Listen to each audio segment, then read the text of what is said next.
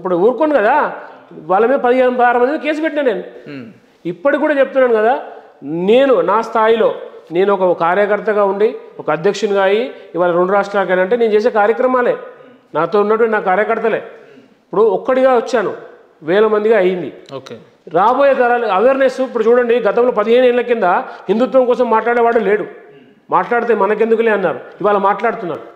ఈ సోషల్ మాధ్యమమే కానీ ఇవాళ మాట్లాడుతున్నామంటే మనం జాగృతమయ్యాం.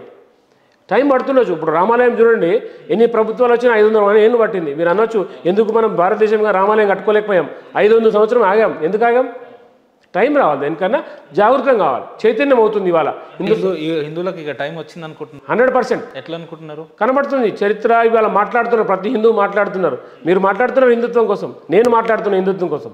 మీరు ఇంతకుముందు ఇలాంటివి చేయకపోయేది కదా, ఇప్పుడు చేస్తున్నారు కదా, ఎందుకు అడుగుతున్నారు నన్ను? మార్పు వచ్చిందంట. 100% మార్పు వచ్చింది, చైతన్యం వచ్చింది, హిందూ సమాజం మేలుకున్నది. కాబట్టి రాబోయేది హిందూ దేశమే, హిందూ రాష్ట్రంగా ప్రకటించుకుంటాం, హిందూ దేశంగానే మనది భారతదేశం ఉంటుంది.